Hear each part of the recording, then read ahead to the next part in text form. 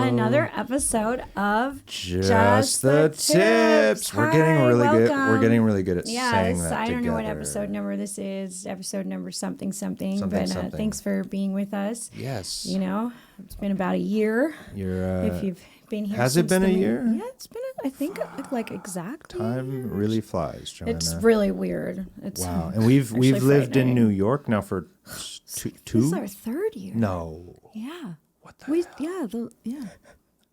That's we lived in the church for 2 years. We're old. We're aging. Flying We're in real time really getting weird. old. I'm going to be 42 next month. That's. It's not like it's not a special. I'm going to be 22. Obviously. Joanna's got jokes. Yeah. Well, you know what you do have, Joanna, yeah. in addition to jokes, is really nice bangs today. Your bangs are Actually, good. I was kind of annoyed because it was like... Which segues me into our very special guest, who also has phenomenal bangs in addition... look at her bangs. The bangs are so... Okay, why don't we introduce the human behind the bangs? This is Jessie Switch. Hi, Jessie. Thanks for having me. Thank you for coming here. Look, we have an international guest. She flew in here. From the exotic land of Canada. Yeah. That is the correct pronunciation. Really? I really appreciate that. Wait, are you are we joking? It's definitely not. I'm definitely joking, yeah. Well, anyway. And she wasn't going to be here anyway. She came here, we feel very loved, very special. No, I came specific. I don't come to the States really. I came specifically for this. So. And I know how much work it is to do the bangs, to do to do good in good this bangs. Weather. So I feel very you really put in the effort, I actually did something extra wild. So besides the round brushing and the blow drying and all the nonsense that goes into the bangs, I would be happy to help. If you if this is what you're going for, I'll put you on.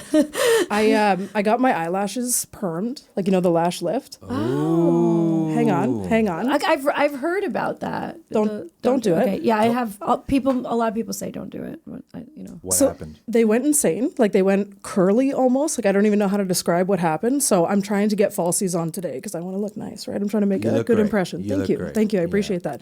That happened though because I was standing over the bathroom sink cutting my actual eyelashes so that I could get the falsies on. Yes. Eyelashes? Yes. So you put the falsies on top of the... Yes. So today was a really, really intense day for grooming because finally I got the bangs perfect and then I'm trying to get the lashes on and I was like... The shit we do to look good is so weird. I have to say, I do have long lashes naturally and I hate putting on lashes and I actually did not even know how to do it until COVID. COVID is when I learned how to put on lashes. True. Just because you had time or? I mean, I had no choice. I always had a makeup artist, I always had a makeup artist. I come from this old school, porn world where we went to set, there were people on set to put eyelashes on for you. And I was, there was just no need to wear eyelashes unless it was a day where I was getting railed, I don't know. It was a different time. Now you have to, look hot all the time, Now you need to be porno ready when you're not even making porn, It's really before social media. I don't know, whatever. But anyway, I didn't know how to put on eyelashes until COVID. And during COVID, when I was shooting stuff at home, I was I have to learn how to put on lashes. Yeah. It's not that easy. I do know how to do it, but I wasn't wearing lashes very often. Mm-hmm. But now, ever since I got bangs, I feel like I need them all the time.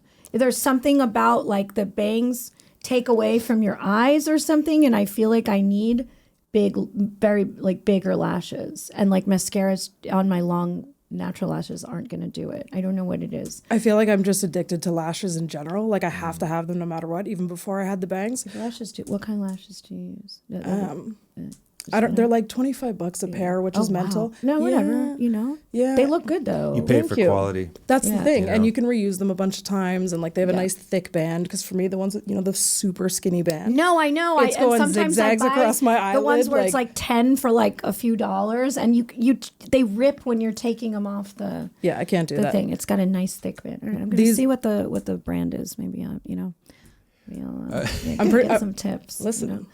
I'm more than happy to help. Yeah, let's back up a little keep bit. the lashes, but yeah. Let's back up a little bit. Behind the lashes, behind the bangs. Yes. So I don't know. I don't know like anything about your career at all. Ken was like, oh, I bet you'd really like this girl, Ken, friend. I love Ken. Friend. I love Ken.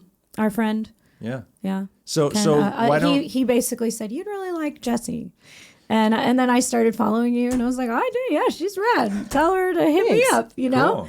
And then she did, and but I don't know very much about your career. Tell us a little bit about your story here. Yeah. I would love for it to be more exciting, but literally, I was just like, I was inspired by the Whorefathers. So I was laying in bed one day. Ooh, I like that. How long ago? That term, how long? Okay, when did you? Right? Yeah. When did you? Good. So you? I'm guessing. I'm just guessing. So you do OnlyFans. Have you done anything other than OnlyFans? No. Okay. No, I had like a premium Snapchat at one point. Right. But you've never done studio work. You've never done any kind of pro porn. You were like, okay, so yeah. When did you make the move? It'll be 7 years in September. Wait. Oh wow. So you've been doing this for a while. A little bit. That's actually very like groundbreaking.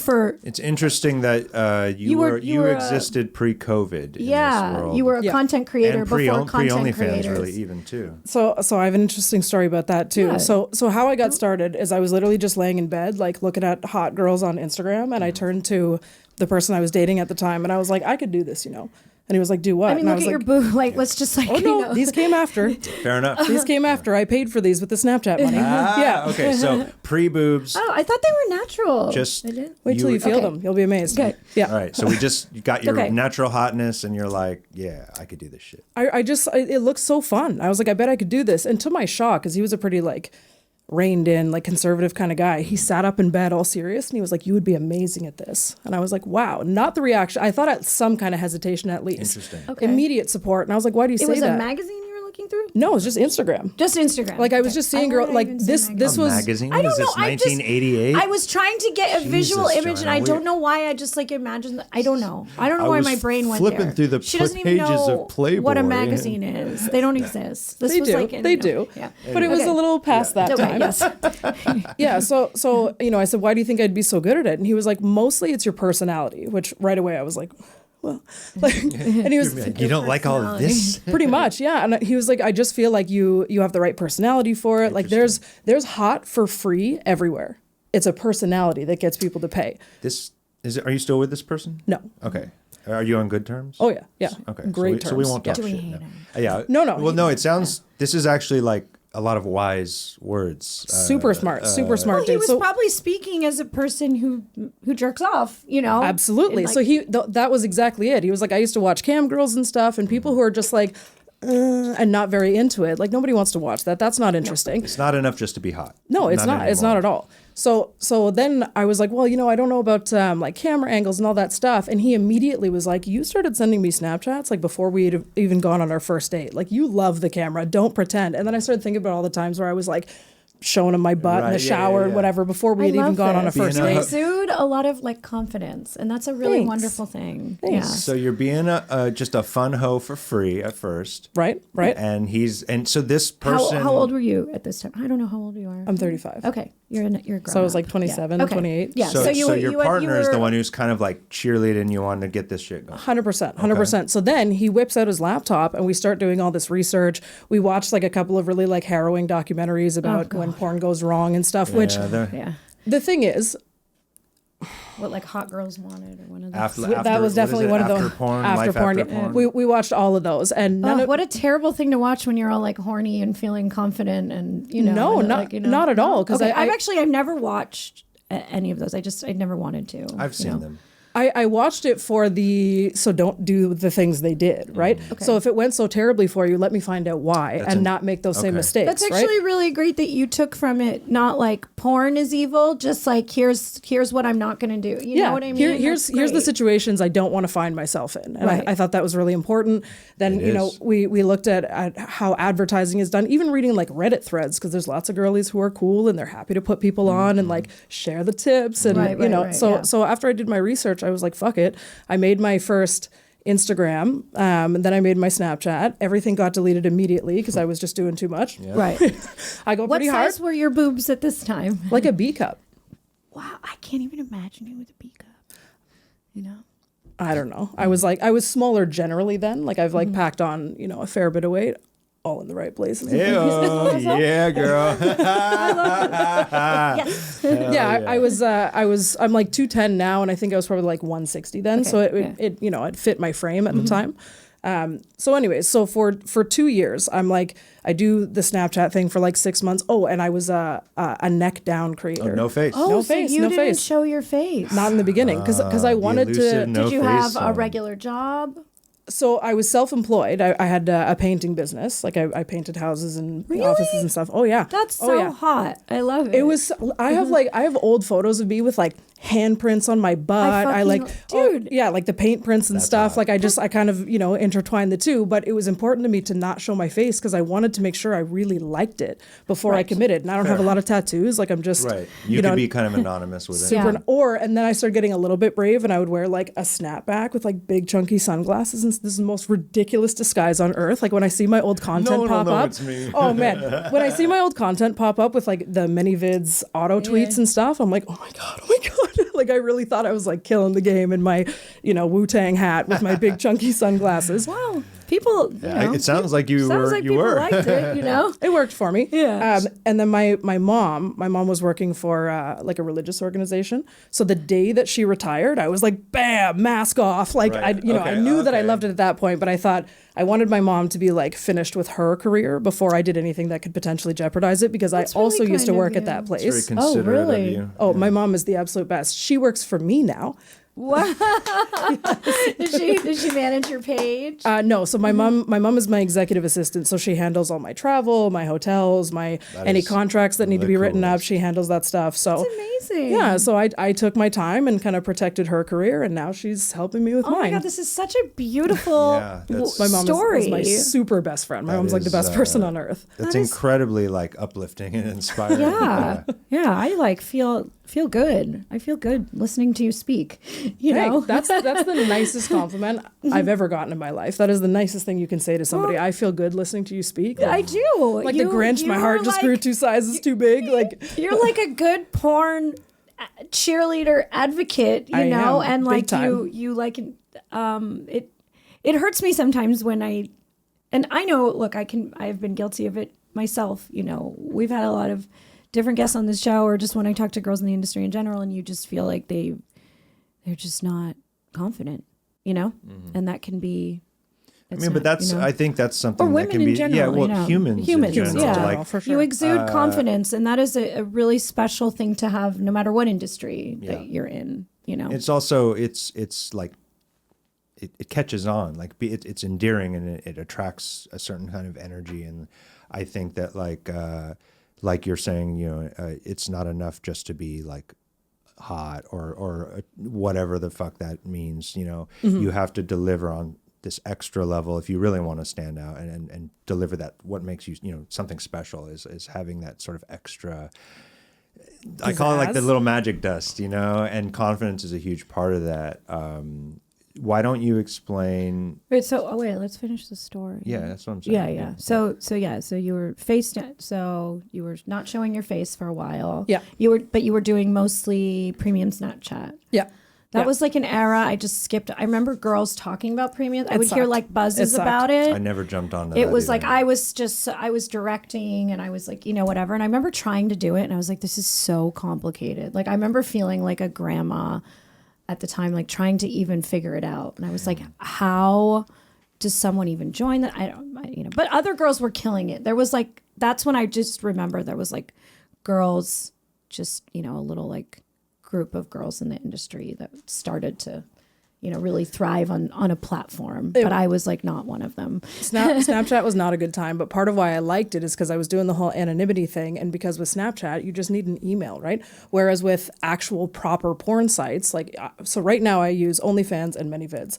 I was so terrified of like a data breach and someone's gonna find out my real name and my address and all that kind of That's stuff. a legit fear. For sure. And Yeah. and this is why I like the way I got into porn, because I did everything in baby steps. Like I didn't just jump right in with both feet. I wanted to make sure that there was some sort of an exit plan until I'd been in it long enough to really decide whether the juice is worth the squeeze, right? Yeah. So I do the Snapchat thing for a while. Then finally I'm like, I'm going to get on ManyVids. I'm face out now. I'm going to do, I'm going to be on a real porn site. So I did that. All this time, I'm still running my painting business. So there was probably a 2-year period where I would paint a house during the day. And then I was also like the on-call handy woman for a local landlord. So I would go fix up something in somebody's house. And then I also got a contract You're like you're like the real Johnny Sins. You're like a little bit, kind of. Listen, like we have the same initials it's meant to be, okay? Yeah. Right? Yeah. You're like, that's so cool to hear. I don't think I've met a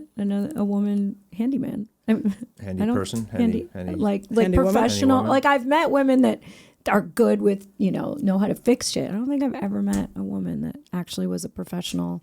Well, Do they still call it a handyman? Yeah, like the guy who hired me would literally introduce me to people as his handyman, and I'd be like, "Good enough, buddy." Like, like there's not enough women for there to even be a word to refer to the women in the business. But he super put me on because his wife worked for Canada Post, which is like our version of USPS. Right. Okay. So then she got me a contract with Canada Post doing snow removal at mailbox sites.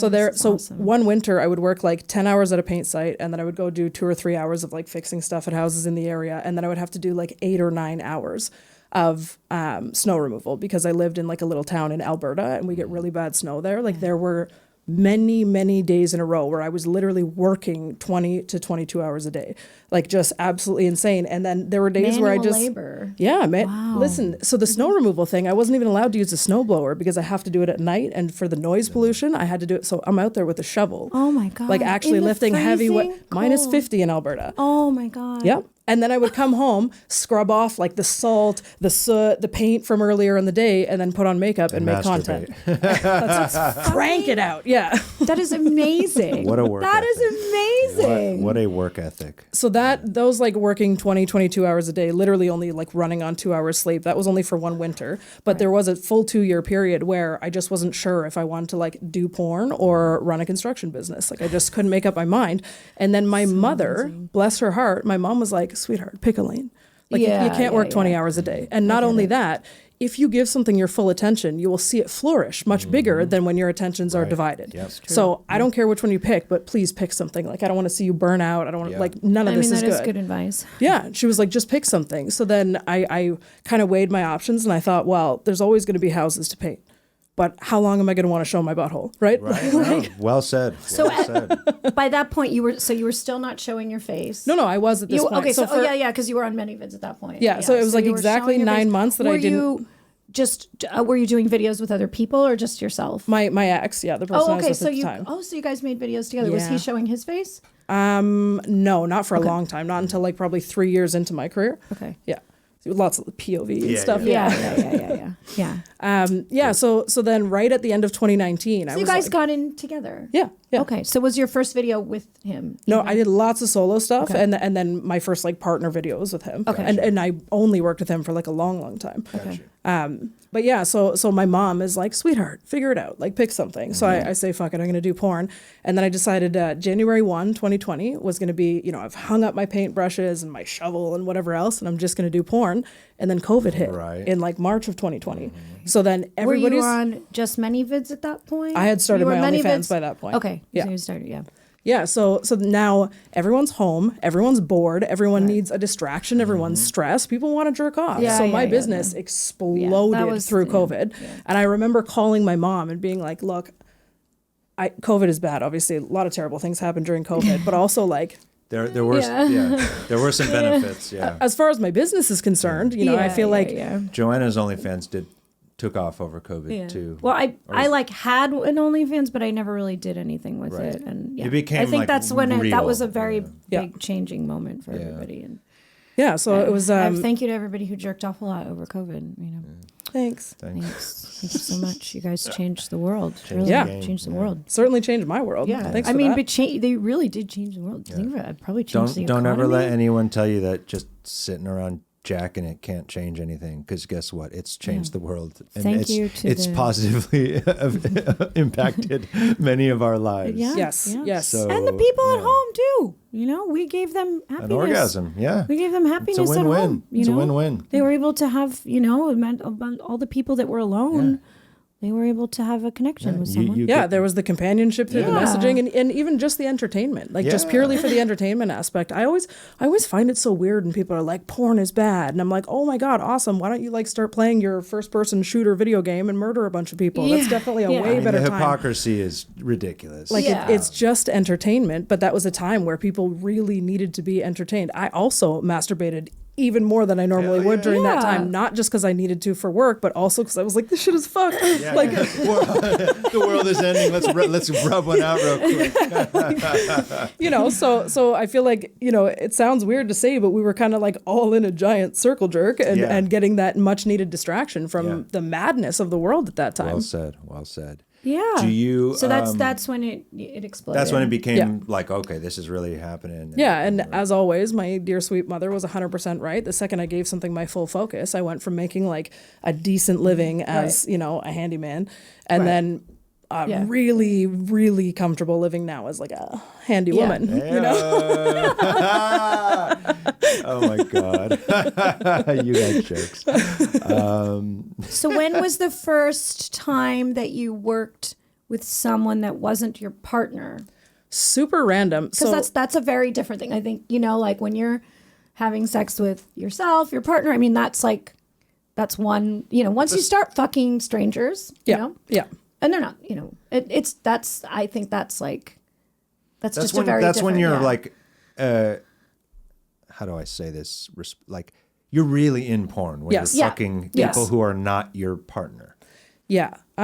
So my first ever collab was with a gal who I'm not friends with anymore, so we're not going to get super into it, but we did a 30-day tour across the U.S. to go so we wanted to just shoot in different places. We did meet and you're like, we've never worked together. Let's work together for 30 days in a row. Yeah, and traveling too. So you're in a car, sounds like I said, like a wild recipe for disaster. Show. Yeah. So the planned event went well. We were doing these meet and greets with fans at I was sober then, so we were doing these things at Dave & Buster's and stuff, and people were coming out, and it was really oh yeah. So you guys planned all this on your own, and you were literally we're going to be at Dave & Buster's? 100%. And it was an unofficial meet and greet? Yeah. You just kind of posted up there, and people showed up? Yeah. That's so cool. This was the whole thing, is that we're not like the other girls. We actually want to hang out with you guys. And we did, though, legitimately. I remember whipping bowling balls down a bowling alley and having people whoa, Jesse, so excited. And I was like, it's crazy. All these people have seen my butthole and they're super stoked on my bowling skills right now. I did not know that you did this. Yeah. So you actually did a thing and you hung out with your fans. Yeah. That is so awesome and so the antithesis of the way LA mainstream porn was, where everything was very celebrity and this is that's really cool. DIY fucking I love shit. it. Yeah, it's great. It was super fun, and I got to travel. I've now been to 30 states that I maybe wouldn't have if I hadn't done that tour. And so you toured America, and you were Dave and Buster. You're we're gonna. Did you ever get in trouble in any of these places? No, because we weren't. It's not like I was up on the bar top showing my titties or anything. Right. I literally was hanging out. I'm gonna be here, and everybody come hang out. Mm-hmm. It wasn't Yeah, it was not. There's nothing explicit about the event itself. Right. Everyone just knows that I get down, but not not right now. That's a real meet and greet. Yeah, it was super fun, super duper fun. It's not like a meet and greet. When I think of a meet and greet, I think of you're at a table and you have a security guard, and then everybody comes up and you get an autograph and they walk away. That's the Hollywood. Yeah, I know. Man, this is a meet and greet for the that's people. That's barely even a meet. That's a greet you get at Walmart. You know what I mean? It's you're passing by if you just sign the thing and off your way. Yeah, no, we would hang out for a couple of hours. In the morning. And you pick out an outfit and you show up. That's crazy. It was fun. I love it. It was really fun. I love it. And you didn't feel So now I wouldn't do that now unless I had security. But back then I had like 100,000 followers. I was like stoked people knew who I was. No, and I understand like even though my career went to a certain place, like I was like a self-made, I started Burning Angel. I did everything, when I originally in my earlier days, and it lasted a while. It took a long time for me to feel even like that's why my real name is Joanna. The thought of me when I started my career, like oh, you should get a stage name because for your safety. It seemed absurd to ever think of myself as famous. I get that. It seemed like such a ridiculous thing, and for a very long time, there was many years where anytime I'd meet a fan, it's like I'd hang out with them, it's like they were my friends, it was like, there weren't very many of them, and then one day there was a lot of them, When we did this tour, thing, we went to, I don't know, one of the, like a Dave and Buster's type. I think you guys have another, it's called like Showtime or something. I don't remember. No, we do have a Dave and Buster's. We have Dave and Buster's here. Yeah. So we were at this the thing. The kids one is called Chuck E. Cheese. Well, yeah, we have Chuck that too. E. Cheese still open? I don't know. The only Chuck person E. Cheese is real dirty. It's gross. Grimy, Anyway. Yeah. I want the tea on Chuck E. Cheese another time, I guess. There was like a big scandal there, right? Never mind. Okay, another episode. The only person who was weird on that whole tour was somebody who didn't know who I was. Okay, it's always that way. It's always that way. I always say this at conventions, and people who do like interviews, vlogs, or whatever, they're like, "Oh, like, are you worried being here? Like, what's the weirdest thing a fan ever did to you?" I'm like, it's never my fans. Yes. The fans are always. It's if you're always, a real fan, you're gonna be cool. It's always the person bro. that showed up because there's a porn convention, and they're like, "You're a porn star," and they're always the most disrespectful, rude people, or it's something that happens like at night or something. They're like, "Oh, it's a porn star. I'm going to grab her ass," and that never goes the way they think it's going to go, and they get thrown out of the hotel, but it's always a person that's like not really anyone's, fan. Unless not like a real fan. Yeah, so we're at this place and we're playing like giant Jenga, and it's me and this other gal and a whole bunch of dudes. And so this guy saunters over absolutely smashed, and he's like, "Are you famous or something?" And I said, "No, man, I'm just hanging out." And he was like, "I don't know, man. People are like taking your picture. They seem pretty excited you're here." I was like, "I'm just really rad. Like I don't even want to entertain this, right? Because I know he's already locked in on some sort of a weird intention." So he's like, "Okay, let me be on your team." And I was like, "It's not. It's Jenga. team? It's not." So okay, I said, "All right." So we're doing Jenga doubles now. Me and this absolutely hammered dude. Everybody else was like, "Why this guy? Why didn't I have that idea? I want to be on her team." So everything's going fine. I go to pull out a piece, and he went to he didn't grab my butt or anything, but he just sort of like put his arm around me from this way and then like slid around the side way too far. And I was like, "Hey man, like don't touch me at all. Don't do that." And he was like, "What? I just wanted a hug." I was like, "Hugs don't come from the side and around the back. That's not how." This ain't therapy, bro. Right. That too. But I was like, hug the ski like, ball. what part of Jenga is there like, this go is hug not, whack-a-mole. Don't fucking hug. Yeah. So then one of the other guys is like, "Jesse, are you okay?" And gets very like, and like definitely this guy could have kicked the absolute shit out of him. And I was like, "It's cool, man. Don't worry about it." And then it suddenly clicks for this guy that I've been like lying and I'm somebody, whatever, you know what I mean?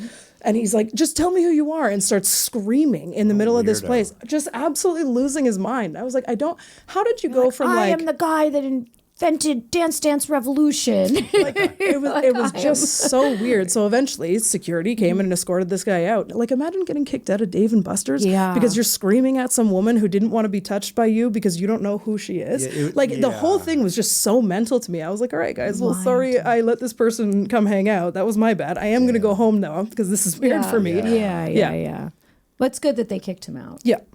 So that was my first like collab experience. Was a 30-day tour across the U.S. meeting fans. On this tour, were you fucking a bunch of people? No. Okay, so just what? her. Just her. Yeah. Okay. So you would fucking like whatever. Yeah. Stay in a hotel. So we would stay in a hotel, make a bunch of content, and then in the evening we would go do these little meet and greets with fans, and then drive to the next day. So neat. It was that super is fun. such a like I would do it again now with security and the right person. Yeah, definitely. Yeah.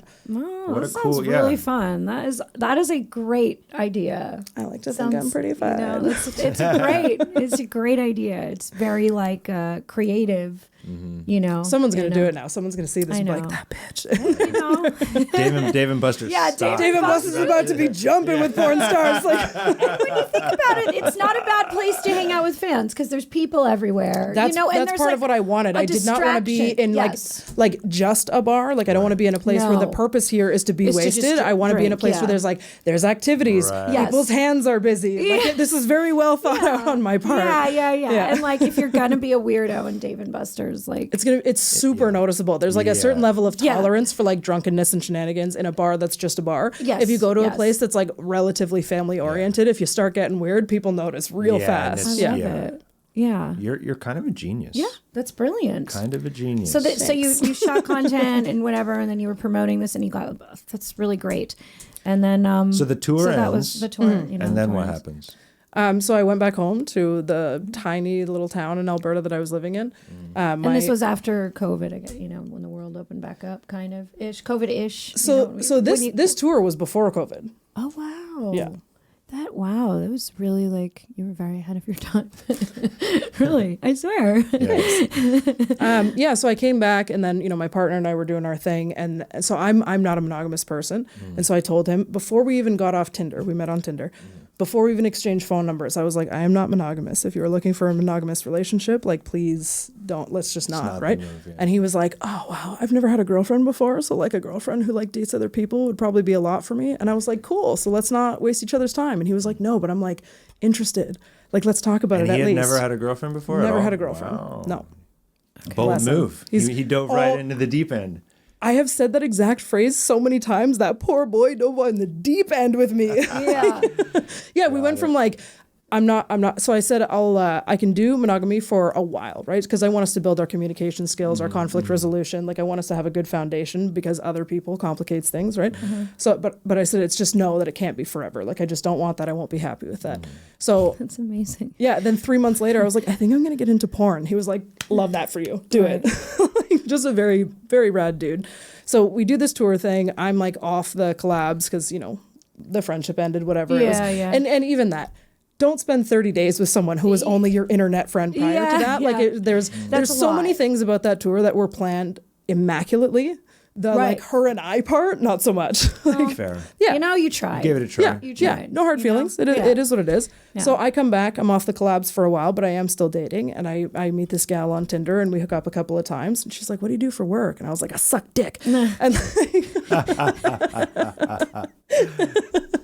So she's like, oh, I've like always wanted to do that. Like, I think I want to get into OnlyFans or whatever. She was like, would you make a tape with me? And I thought, I think because you're not industry already. I have misgivings, right? Because like, what if you regret it? Totally. No, that's the right thing. Yeah, of course. That's the right thing. There's a lot to consider when someone's their first or they're brand new. And you're like dating, like you would never want to think if you guys aren't dating, The thing is, so I have her sign a release, obviously. I explain what the release is, but I also said to her, like, because you're not industry, if you ever change your mind, you want me to take this shit down, just tell me. It's going to exist somewhere in the recesses of the internet, no matter what I do to prevent that. But as far as it won't be promoted, it won't be on my stuff, and like, it's one tape, Industry people, listen, you signed that contract, okay? Like, that's a little different, but I explained all that to her. We make this... Like, I can picture it now. I had bright red hair then. She was like, and her face was out of it as well. We did lots of like very tricky camera angles to keep her face out. She was no face. Yeah. Okay. Because I told her to her to do that. I was like, listen, I did this. You were doing the right thing. You're doing all the right things. Yeah. And she eventually like made her own page, and I think she quit after. She didn't really like the hustle of it, but that was fine. And then I'm trying to remember who was after that. I remember everybody, but not always the timeline. Yeah. But by this point, you're now actively fucking like people who aren't your partner. Yeah. And did you ever consider crossing over into like the studio porn world? It is hard to do if you live in Canada in the first place. Or were you just like, this is my lane? And so I don't think you would like it. 100%. I would hate every part of it. Yeah, you wouldn't like it. I'm well aware that I would not enjoy it. I can tell you that. I don't think studios would have been interested in me then or now because of like my body type and stuff. I just don't think I fit. That's not true. They'd be very interested. Yeah, they'd be very interested in you, but Like but I don't think you'd be interested in them. No, I wouldn't, because so my whole thing right from the jump is that I don't want to fuck people unless I really, really like them. Right. Like, and I've been, you know, that's worked for me for many years. And I hear other people who are like, this isn't your personal dating pool and blah, blah, blah. And I'm like, no, I'm not saying that it is. I'm not saying that we have to be dating. I'm saying I want to like you as a person. So my like phrase that I came up with a long time ago after the Dave and Buster's thing actually was, if we can't play mini putt, I don't want to eat your butt. And I don't want to have sex with people that I would not enjoy their company That's otherwise, right?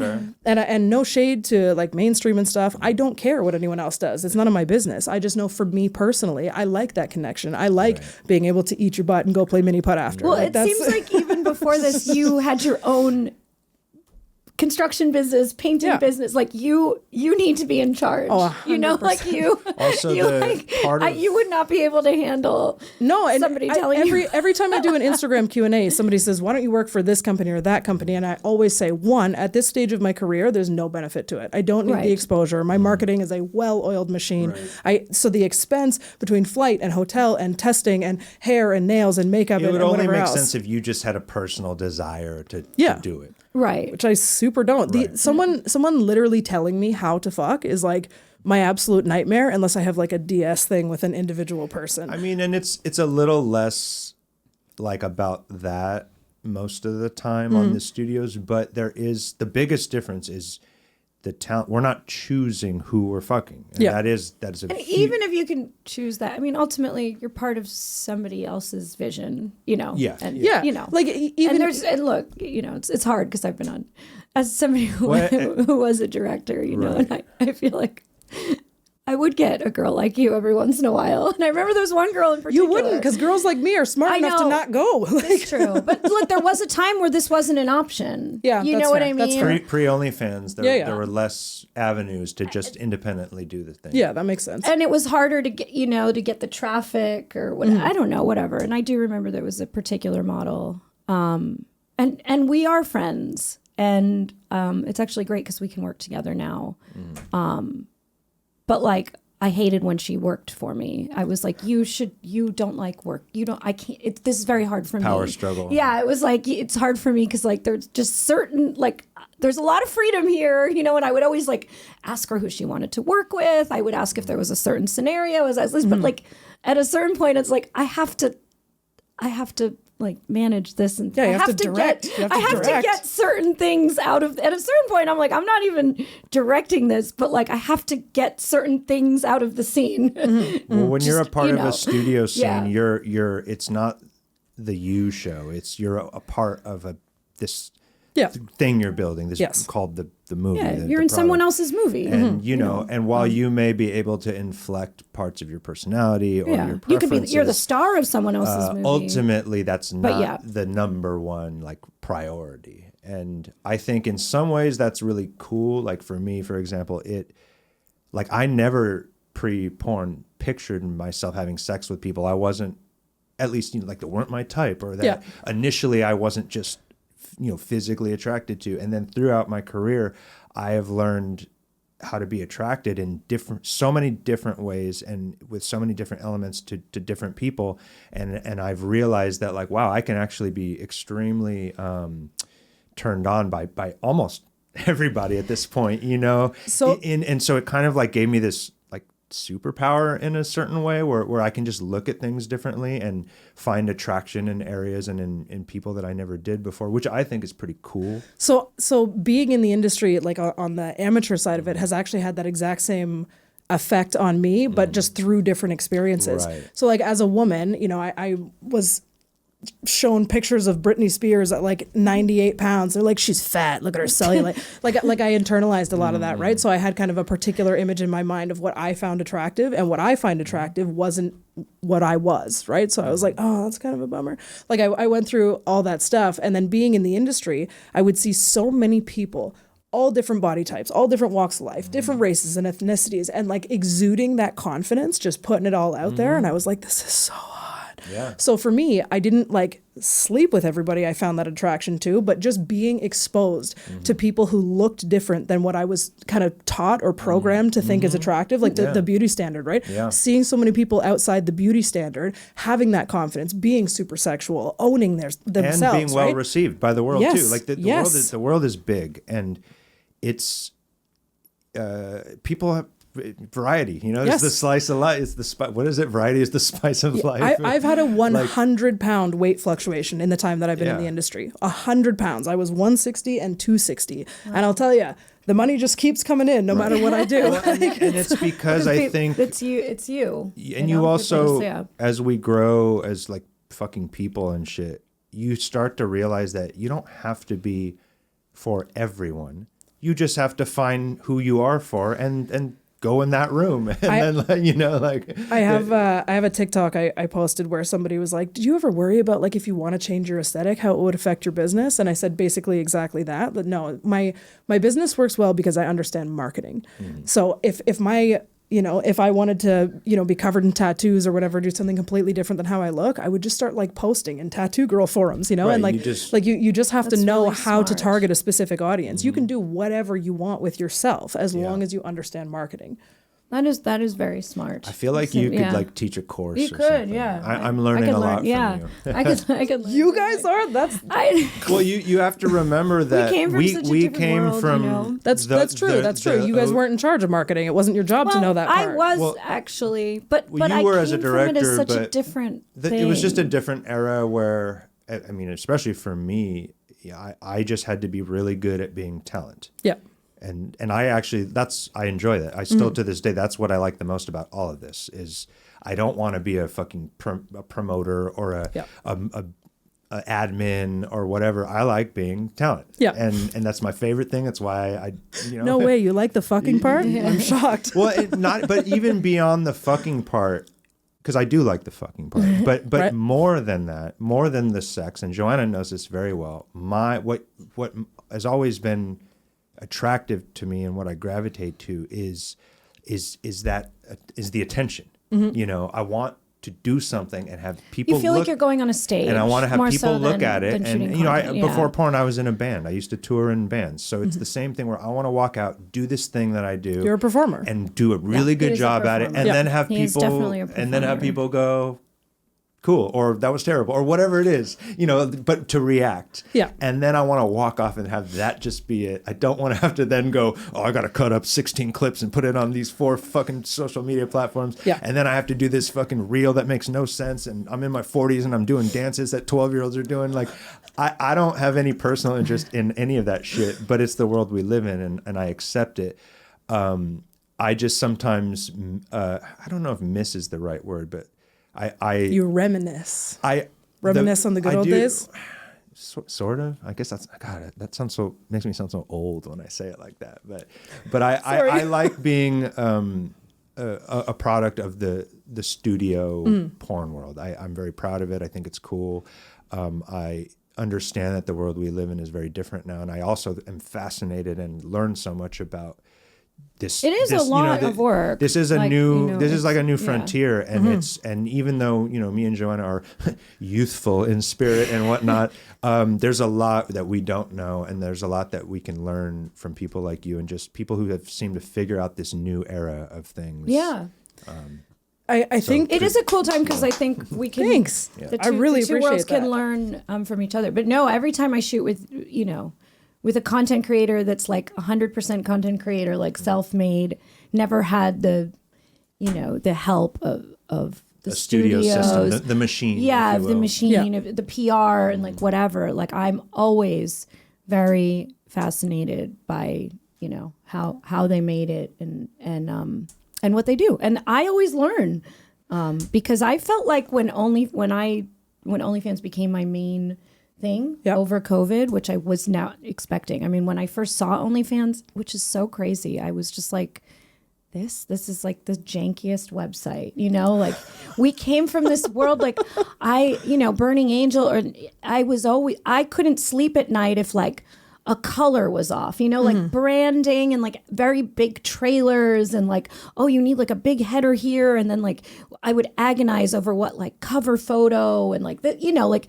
I wanted like websites looked like magazines. Yes. You know what I mean? Yes. They were very like polished. Yeah, they were polished. And I always prided myself on like, I always wanted Burning Angel to look like a record label or like a cool, like a produced high-end thing. Yeah, a produced high-end, but like alternative band. I don't know. I was like a gritty, but we prided ourselves on the big productions, not just blue and white banner and here's the what. And it was like, here's this little thing. There's like nothing free, you can't see anything. It's just this like janky, like I'm like, this is crazy. Like there's nothing like attractive and exciting and big, And I would not have guessed that it would have become, what it became. And when OnlyFans did become like my main thing, I felt like everything I learned in the industry just had to be like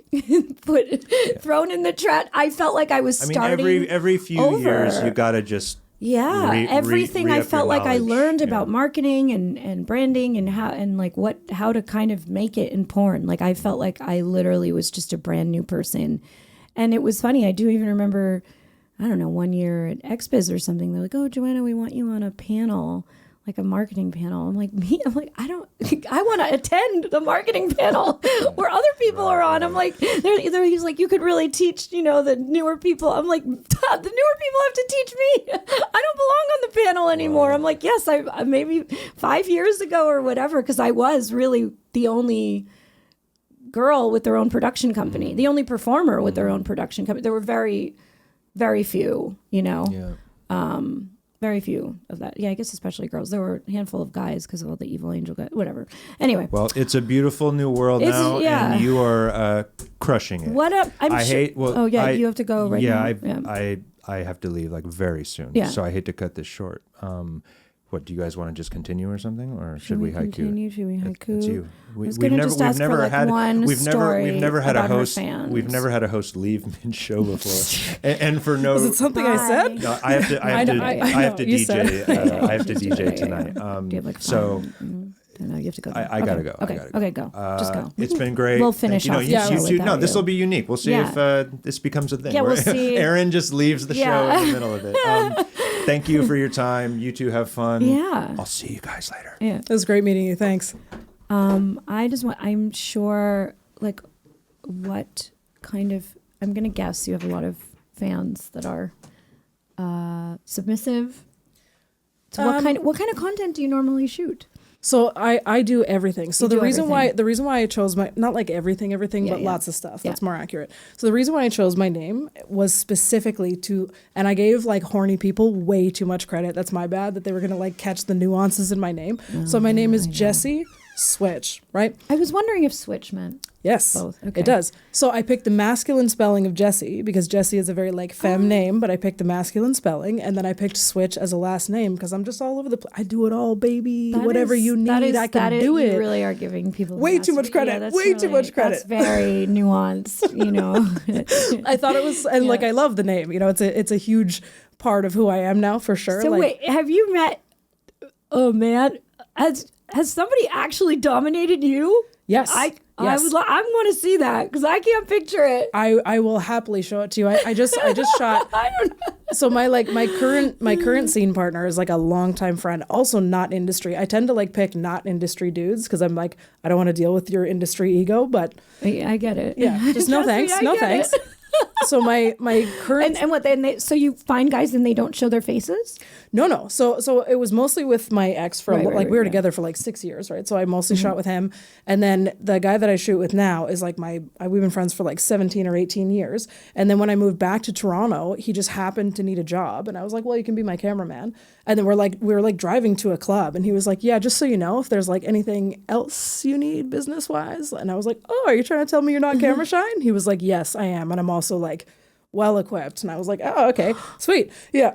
So with him, we just shot like a 30-minute impact scene where like I'm screeching like a velociraptor. I had, bruises like this big all over my cheeks. Like, and this is like a friend of yours you've known for a really long time. Yeah. Wow. How did you discuss that was like the so when we that's first difficult, especially him working for you. He's your camera guy. It's I don't know. Somehow he was able to. I'm a pretty good boss. I don't know. Yeah. I'm not that hard to work for. No, I know, but the fact that he was able to, He throws down. Yeah. Like he certainly his confidence in asking for the job is certainly matched by his performance. Yeah. So I'm glad that he asked, because I would not have offered. He's like, I got a big dick, and it's available for you. Yeah, and like can work under pressure. Had you ever fucked before? So that's the funniest part, is that we had never so much as sent a risky text, and like we used to party together, and like never looked each other up and down. Like there was no just like dap. Like there was no shred of any kind of like,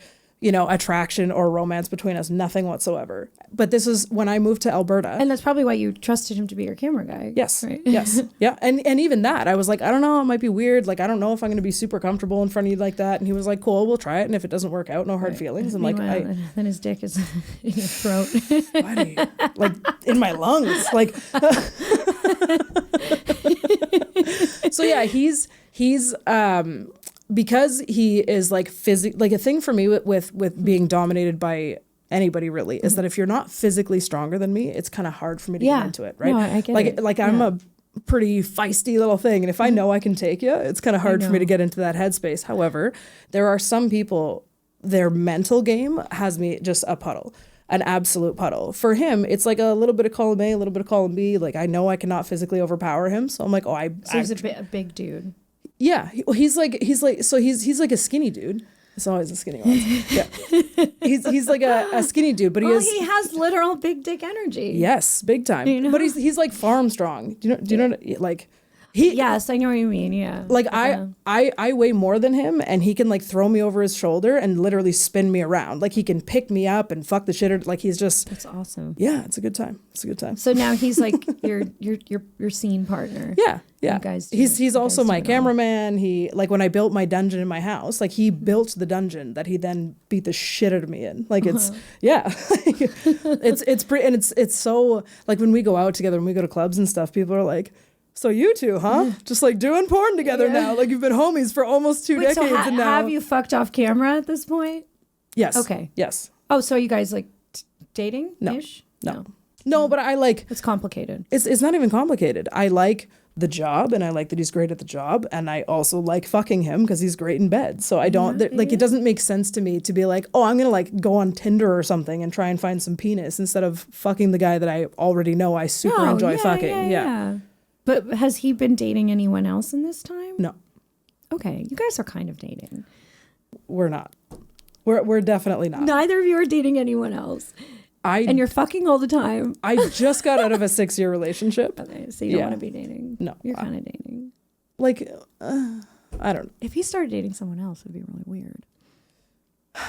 My only concern if he started dating somebody else would be like, what is their testing frequency, and are they going to be a problem for me? Yeah. Right? Like, are they going to want you to quit? Which even so, I want you to be happy. Like, if you meet somebody that you're head over heels for, then by all means quit. Happens, yeah. Yeah. Well, I mean, I feel like with scene partners, and like we shoot pretty much every day. Like it's. I'm not trying to interfere with anybody's life, but also the job comes first. You are like trying you can't be out. Well, you can't be banging randoms and then coming. You know what I mean? Coming to work. Like no, that's very complicated. Yeah. See, I don't think that it is. I feel like, do your tests. I mean, it's come bang me. Let's make some money together, and then let's continue banging, and then go hang out. Like, but that's how I do things, anyways, though. Right. But like, yeah, I guess I'm from what I'd be used to. It's just everyone in porn. Wasn't porn. So everybody's getting tested all the time. Yeah. But you're not in that kind of community. So you and him are both doing porn, but I'm sure most people around you aren't. Exactly.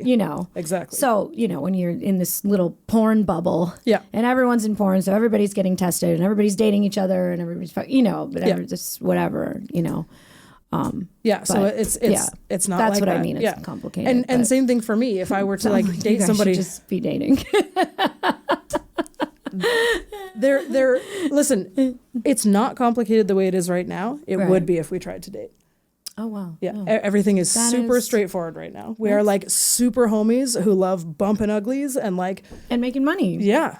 That's, you know, I respect you for that. You know, I would be like, I love you. Like I care about him a lot. Like this is, like I said, this part of why I even considered it is because in the time that I was living in Alberta, like, okay, so I used to party way too hard. I was like a full on, like very intense, ruin my life drug addict, right? I can't imagine that like at all. I really can't. No, you've just been seem so responsible. I am now. So I know, I just can't imagine you like not in control of your own body. I was not in control of anything. Okay, not my mind, not my body, not anything. Like I was a lunatic. Yeah. And then I got sober. And so when I got sober, because I was like a big part of the rave community in Toronto, that's how I know most of my friends. That's how I know him. So I like partied my ass off, whatever, then destroyed my life entirely. And then I got sober. And of course, when I got sober, all my friends that I knew from partying were like, oh, well, like, see you around. You know, not a lot of people stuck around, but he did. And then when I moved to Alberta, like 2.5 or 3 years after I got sober, he was the only person who always stayed in touch. Even when I was like, I'm busy, I'm running my business, blah, blah, blah. He would still be like, hi, I haven't talked to you in like 2 months. Like, what's up? Are you good? You really know, you know, it's very important. Yeah. Your industry friends, you know, that stuck around and still treat you the same. So that it's so comforting, and that's why it's been great for me to move back to New York and be around some of my old friends and family and whatever. And it's like, I don't know. It just really grounded me back to being like a person. So when my business took off was when I was in Alberta, and then like people started finding out, like people from Toronto and stuff were like, oh my God, are you really doing porn now? And I was like, yeah. And like, to me, it's just like, even when I was young, like, you know, we're going to say 18 for the sake of not titillating the weirdos. We were all born at age 18. Correct. Right. So, so when I was 18 and I would hear that like somebody I went to high school with started escorting or whatever, I was never like, oh my God. It was more like, oh, I hope they're okay. I hope they're having fun. Like it's just never been a big deal for me, like sex work in any form. It's such a big deal to people. It's so weird. So then I like blew up or whatever over COVID. And then when I would come home to like visit family or just, you know, be back in Toronto, I would always want to hit a rave because there's like not a good scene in Alberta. Yeah. You wanted to go back to your old... Yeah, and then my current scene partner, I would always call him and be like, can we go out together? Because I liked having a dude with me, right? A dude who I knew wasn't going to make it weird. Like a bunch of my friends who, same thing, there's never been anything flirtatious between us. There's never been any like hint of a shred of attraction or romance. And then people find out I do porn and all of a sudden they're like, what's up? And I'd be like, dog... Yeah, you didn't have a chance when I was a meth head. You think you do now? Like, give me a break, man. Like, it's you're making it awkward. I had people who would start texting me and be like, I know we haven't talked in a while. What's new? And I would say nothing. And they ask you the stupidest questions. I get a free trial? I'm like, we're not even friends. It's not even like you're asking for like a friend's discount or anything. You just want some free shit from someone you haven't spoken to in 3 years. Pay the $12 and look directly into the abyss of my butthole. For me, it would be like a person I hadn't heard from in a while or was barely friends with to begin with, asking me to hook them up with somebody else. Like who does, like, wow, hi, I haven't talked to you in 10 years. I saw that you just posted a photo with this other porn star. Can you hook me up? And then like get aggressively mad when I won't just give out their number or that just happened to my scene partner about me. Some dude that he's like not close with was like, hey, what's up with that Jessie girl? And he was like, what do you mean? What's up with her? And he was like, well, I wanted you to introduce me. And he was like, for what? Like, say it, man, for what? And he was like, oh, well, I run swinger parties, and if her and her people, I don't know you. First of all, I don't swing. Like, doing porn is not the same as swinging, and I don't know why everyone thinks it's all the same, but whatever. He was like, yeah, I run these swinger parties. You can tell her to, like, bring her people and come through. And then he had the audacity to finish it with, and you can come if you want. Like...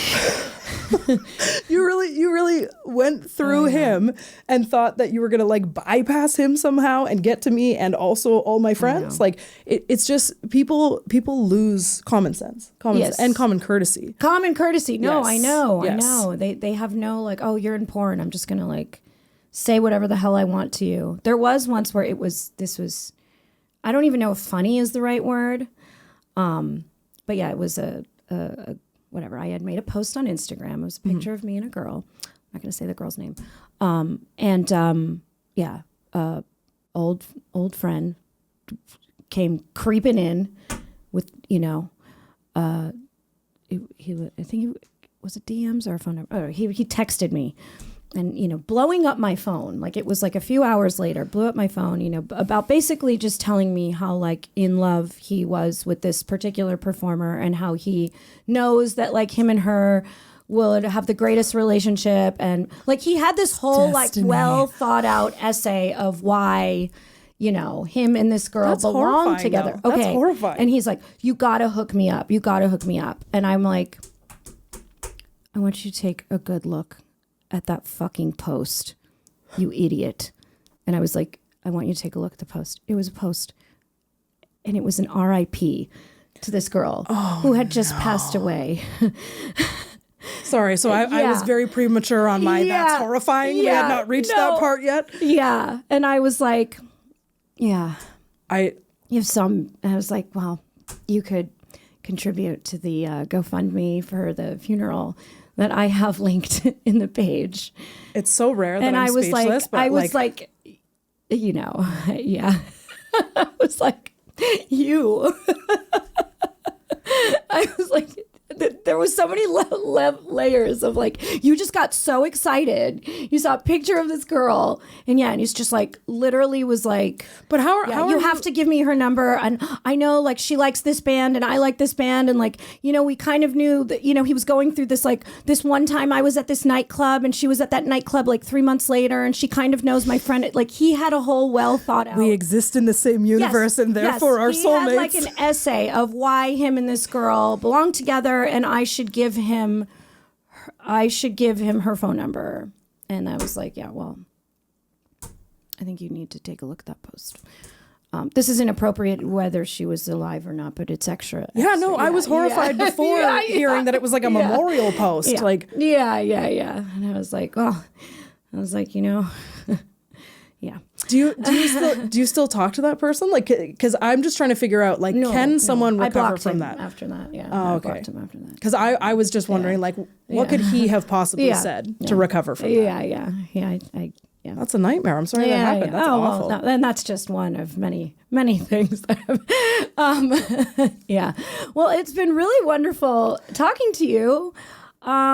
What are we going to do tomorrow? We're going to have sex tomorrow. Yay! What are we going to do? The sex. Yeah. What do you want to do? I'm so excited. You know. So I didn't bring much because the whole border issue. I can't really like come with my whole kit. Yeah, I was going to ask. Yeah. Yeah. So, but I did bring my strap because I am a strapping young lad. Yeah. So who's going to wear the strap? I am. You are. Okay. Sure. Thank God. Like listen, I can take it just as well as I dish it, but I do prefer to dish it. Do you? Okay. Yes. Yeah. Yes. Well, that's funny because I'm always the one wearing the strap. And would you like a break? Yeah. Can I take care of you for a change? I love that. Yes. I can't even remember the last time. It's been a while. Because I'm always, you know, people always want me to be the dominant one, which is very funny because I'm small. So when you said if somebody can't like, physically, you just have to lie to me. You got to tell me you have like a 10th degree black belt or something, so I like can find some fear in there somewhere. Yeah, I mean, look, if somebody tells me to be dominant, I can do it. You know, I can do it. If someone tells me to be dominant, I can. That's phenomenal. I love that. You know, I prefer like dominating men is different, but you know, especially my last year or so doing like studio porn. I felt like every girl scene I did, I was like dominating another girl. You know, I was always playing a role where it was like, oh, this girl's not a lesbian and you're a dyke and you're like, you find her at a bar and you like turn her out. That was always me. So I was always the aggressor, you know, every scene I did when it was me and another woman. And it was always funny because I'm shorter than just about everyone. You are tiny. Yeah. You're like, you bad girl. But I'm always the one wearing the strap on, you know, and so many girls would be like, oh, well, I literally. So this is gonna be great, a nice break for me. And I am actually, I'm pretty good at the strap on, you know. And I will say it came from being, you know, married to a male performer. I know exactly, and being a director for so long, it's like I know exactly what a penis is supposed to do during a scene. You know, I know where it's supposed to be. I know where it's supposed to turn to. you know. So I feel like it just comes natural to me. I don't know. A director, yeah, it's like, yeah. I mean, so I know what I'm doing, but this is gonna be a nice break for me. So you're gonna wear a strap on me. Yes. Ooh, yes. This is so exciting. Yeah, I literally. So brought did you bring two things. the strap? Or, you didn't bring the dildo? No, I figured you'd want to. Okay, yeah. I figured you'd probably have something that you prefer. Plenty of dildos. Yeah. Yes, I'll bring a dildo. Yeah, you said you'd be down for some anal. I could do anal. Do you do anal? Yes. Okay. Ooh, this is so exciting. Yeah. How exciting. Okay. So yeah, I think an anal strap-on would be super fire. Yeah. Let's do it. You said your fans like when you're mommy. I brought this little outfit that's like, it's not schoolgirl because that's like a big deal now. It's like schoolgirl adjacent. It's like schoolgirl reminiscent without being like the full-on tartan kilt. Oh, like that's what makes it, that's what makes it even funnier though, because you are literally so tiny, but because you have like the alt thing going for you, I can be like, I'm bigger than you, but I can just be like a pussy. You know what I mean? Like, I've never done this before. But again, if you're tired of that whole trope, oh no, I'm not tired of it. You know, but we can be two mommies. You know, yes, we can be mommy and mommy. You know, dominating a mystery stepson behind the phone. Love that. We can do that. Absolutely, we're gonna have a good time. Yeah, I'm very excited, and you know, I'm sure I'll learn some new things. Yeah, I'm really looking forward to it. Yeah, it's gonna be great. Okay, well, this was a wonderful episode. Thank you for coming here. Yeah, thanks for having me. Thank you for sharing your story. We end every episode with a haiku. So, do you want to start the haiku? Do you want to be so haiku? You know, it's five lines, 7 lines, 5 syllables, 7 syllables, and then 5 syllables. It's a poem. You know, it could really be about anything that comes to your mind. Anything, whatever. I could start it. Do you want me to start it? Some people like starting it. Some people prefer, you know, it's like when you're at a restaurant and it's like you order first. You know, some people want to be the ones that order first. And some people I'm gonna dive right in and go and just be super cringe because I've had a lovely time today. Thank you for having me. So it's 5 syllables. So just I love Joanna. I feel you know. Oh, that's really sweet. Of Joanna. Oh my god, it's just too easy. I love Jessie Switch. I mean, you know, it was meant to be. And now we will fuck. You know, this is a romantic poem. The poem, you know, the haikus aren't always very romantic, but today we had a romantic haiku. I love Joanna. I love Jessie Switch. And now we will fuck. We sure will. I mean, oh wait, I didn't do a 7. Yeah, I did 5, 5, 5. I really love Jessie Switch. There we go. Oh, I was gonna just throw tits on the end. Like I love Jessie Switch's tits. Oh yeah, but no, you're keeping with the romance. I love it. I love it. So I dirtied it up. It's the last line is the dirty line, and now we will fuck. Okay, well, thank you, everybody. Thank you for listening. Plug all your stuff. Where can people find all your amazing stuff? Yeah, so find me on OnlyFans. My @ is Jessie_Switch. Again, it's the masculine spelling of Jessie, JESSE_Switch. That's the OnlyFans @ My Instagram right now is Jessie again because I get deleted so much. Yeah. So it's JESSEAGAIN. My Twitter is Jessie Switch XXX. Super original. Yeah. And those are really the main places you can find me. I mean, if you find the Twitter, everything else is linked. So yeah. That's where I'm Links in all the bios. Yes. Thank you very much, everyone. Thanks for having me.